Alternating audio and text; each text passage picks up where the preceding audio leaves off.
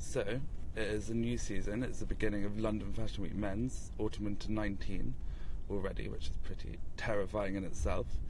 We're in the back of a lovely Rolls-Royce Phantom, which we're very, very excited to have this season, so we can report in peace and quiet. And I'm going to be doing some show talks from the back of the car, just waiting for Nick to come online, which, as we know from these, always takes a while. I was going to wait for him to send the request. But yeah, oh, is that him? And here he is. We're going to be talking about the show which we had about an hour and a half ago. And I mean, it was a great way to kick off London Fashion Week Men's. Super, super exciting. So yeah, hello. Hello? Hi. Hi. Can you hear me? I can hear you perfectly. Welcome back to SHOWtalk in 2019. Yes, absolutely. Our show talks in 2019. And you're in the back of a Rolls-Royce Phantom. We're in the back of a lovely Rolls-Royce Pan. We've got Georgie. Hello. Hey, Georgie.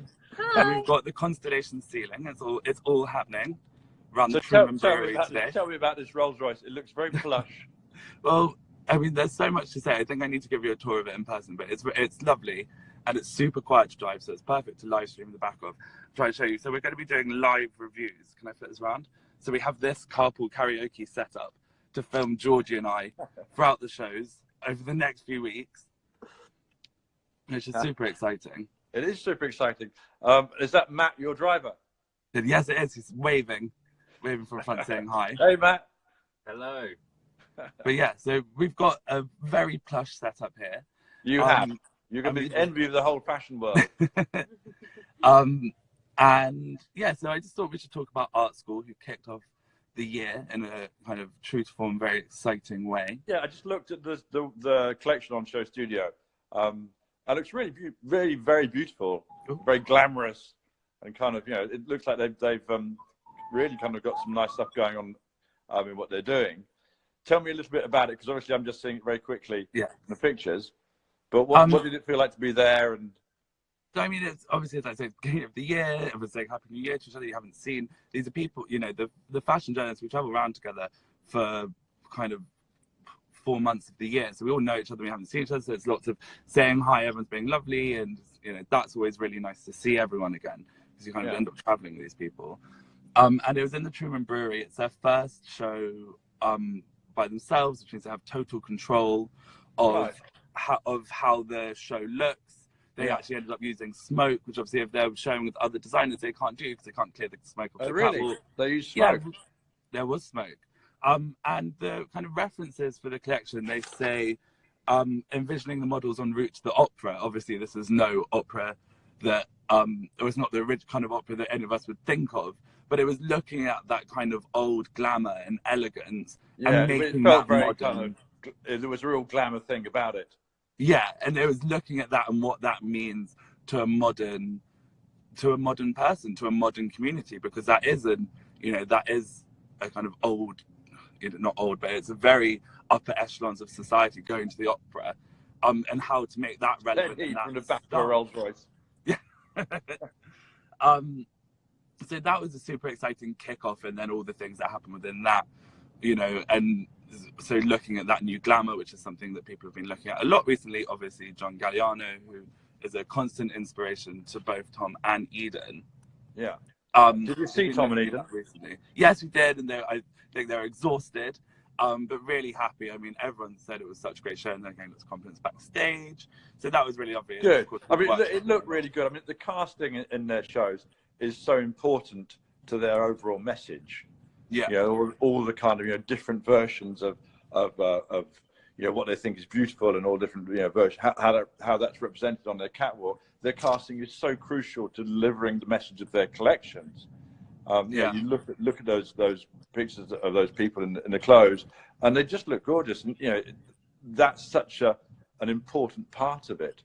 All the kind of completely new gender that they're proposing, or new genders they're proposing. Yeah, but I think it is super important. But the thing I wanted to highlight, because we only have a certain amount of time, and I was saying it certainly on the review that you can see on YouTube with Georgie, is that there was art school show is always super celebrationary. However, actually there was a darker side to a lot of this. I mean, one with the smoke, the choreography was actually referencing your work, Blade of Light, which the brief which when you received the brief from Lee, was it supposed to be a bunch of people at a bus stop got hit by a comet. So the reference is death and mass destruction.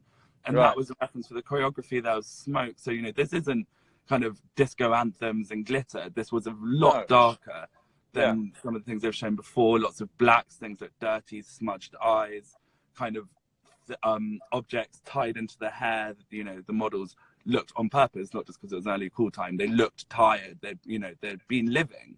You know, they were, you know, anyway.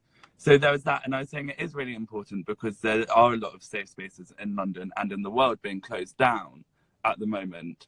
And actually, people from art school went and collected objects from these clubs that are very open. They collected objects from the lost and found and incorporated that into the clothes. But those those objects. Get your gimballing here. Those objects were from clubs that are being closed down as we speak, and people who need those spaces. Which sort of clubs? So what sort of clubs? Georgie, what was the one that they were mentioning? East Block. East Block has closed. They obviously Vogue Fabrics is still around and they're collecting from there. But these places are closing down because of for lots of different reasons, such as rent. Not enough people go. There's enough people going to them, but you know, people who have money. You know, always people with money are going. It's a thing. It's so hard to make that level right of being supportive, but also supporting yourself financially as a club. That is, you know, looking after the disenfranchised, basically. Because disenfranchised tend to be, not always, the ones with not very much money to spend, so they can't support the business financially. So it's a real catch-22, and I thought that was really well represented in the show, was actually the trials and tribulations, not just the celebrations of a community that is growing and garnering attention, but also the trials that they go through. Apparently Moonlight Social Club's closing too, said one. Yes, it's closed. That is my friend's endeavour. It is closed. It's the 22nd, but that's not a. But just sorry to interrupt. I know we've got to be super quick, but you're saying these clubs are closing for financial reasons rather than social political reasons. So Well, it's not persecution of minorities or people who are different. The government impose different licensing rules, and there is this bloody gimbal. There is thought that the government should. Sorry, it's because the car's turning, so it's trying to counteract. Don't blame your equipment, Calum. There's a thought that the government should be supporting them by giving them longer licensing hours, lower business fees, and all that, because these spaces are really important. But unfortunately, quite often the most creative spaces and most important spaces are the ones that have a hard time from the government and financially. So it's not direct persecution. But it's not direct persecution, but there isn't any help to these spaces. You know, they're not charities. They don't. No, sure. But it's not. You know, you're not talking about the right-wing politics of Brazil, for instance, at the moment. I wasn't in this instance, but I'm sure in Trump's politics in America, or. I mean, there's a wider conversation there that I'm sure. Yeah, I thought that you were touching on that. I just wanted to clear up I mean, I am, but art school weren't specifically referencing that. But I'm sure if you go to those communities, they're having an even harder time than we are in London with these spaces being closed down. Yeah, but London is pretty much a safe haven in itself compared to places like Brazil.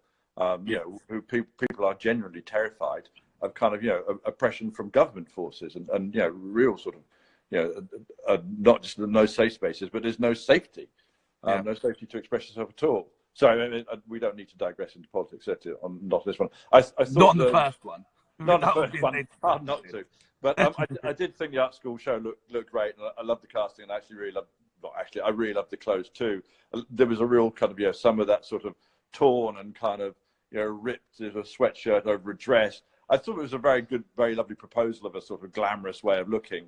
I'm super pleased to see Tom and Eden doing well as well, because we like them as people, which is always part of it. So what's next on your, not to skip through art school, because I think it's brilliant, we can talk about it for hours, but we shouldn't. So what is next on your agenda? We have Georgie. What do you have? Georgie's next. Good. Hi. Hi, Georgie. Hi, how are you? Yeah, I'm fine, thank you very much. Well done on the broadcast this morning.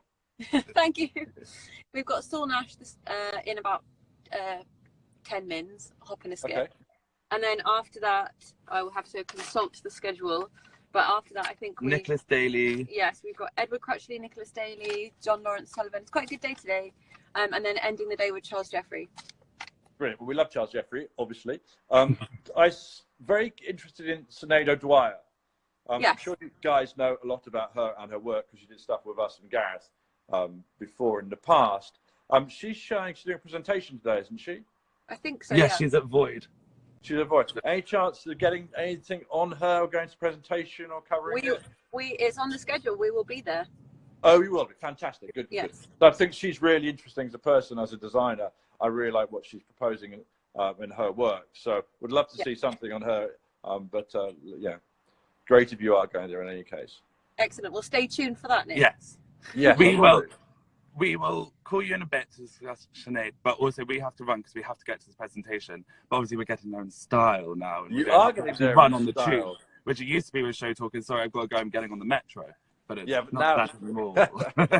now my galaxy ceiling or just tell me, because I really want to know, those little lights above your head are representing what?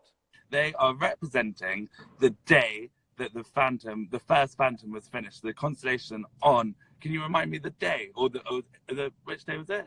2007, 24th February 2007.